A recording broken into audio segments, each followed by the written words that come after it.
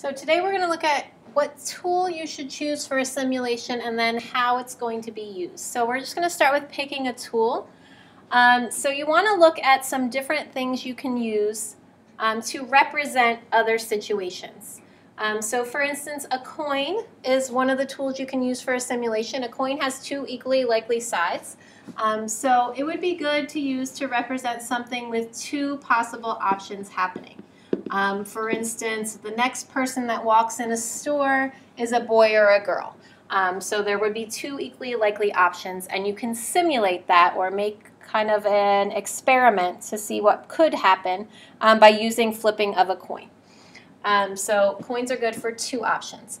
For a spinner, you can actually make a spinner have as many sections as you want that are equally likely. So it can work for any number of options. It's probably best to use it for smaller numbers of options simply because making a spinner with 100 sections is going to be really tricky to do and hard to read from. And the angles will be really small to fit a lot of sections in a spinner. So it's not ideal to use for a large number. So we're going to put that a smaller number is better.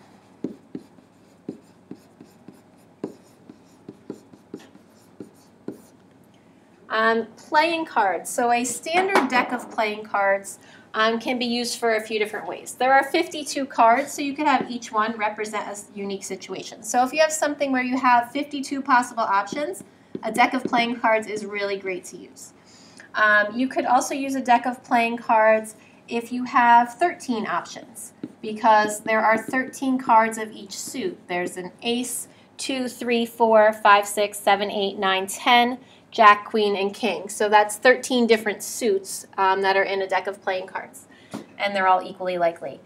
You can also use a deck of playing cards when you have 4 possible equally likely options, and that can be your actual suits. So you could have hearts, diamonds, clubs, and spades each represent a different outcome. And then you can also use it if you have 2 possible options, because you could just do red or black cards as well. Other than that, for a full deck of playing cards, there's not a lot of other ways that you could use it. There are ways you could say only take the numbers 2 through, or ace through 10, and then you could do something with 10 options. But with a full deck of playing cards, it works best for 52, 13, 4, or 2 possible options. For a number cube or dice, the way it works best is if you have 6 possible options because you have 6 faces on a dice. You could also set up a way to do it for 2 options and do like maybe even and odd.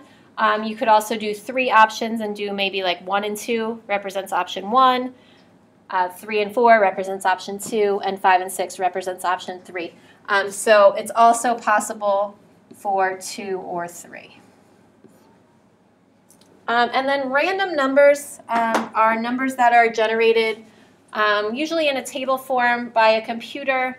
Back before computers, there were just sheets of random numbers that were generated, and you can set them up to generate how you want. You can find easy websites that will generate random numbers for you. So when you use a random number generator or a random number table, it can work for any number of options because you can use just the numbers you need, or you can set it up to give you a certain range of numbers. So the spinner and the random numbers can kind of work for anything. If you're stuck and you can't come up with some other way, random numbers will always work. But it's always going to be easier to flip a coin if you're looking for something with a 50-50 chance. So let's look at 2 situations and figure out which tool would be a good option to use. So situation A, 75% of students participate in a club. So if we look at 75%, we know that that means 75 out of 100. And just like we like to do with fractions, let's reduce that. So that would be 3/4. So we need something with 4 possible options that are all equally likely, where we can mark 3 of them a certain way. So something with 4 options, you could make a spinner and have 3 options be shaded, 3 sections of that spinner be shaded, and that could work. You could also take a deck of cards and have the options of the faces. So you could have clubs, you can have, I'm sorry, that's spades. Spades, clubs, hearts, and diamonds. Each represent one of those 4 options.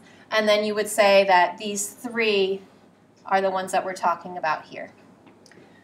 So if we look at the situation and explain how we would use this, what's the chance that the first 2 students asked are both in a club? So I'm going to say I'm going to simulate this by using a spinner.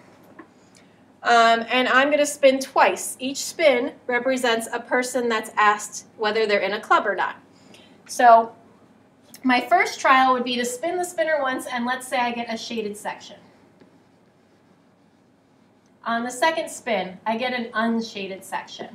So that represents a person that was in a club here and a person that's not in a club here.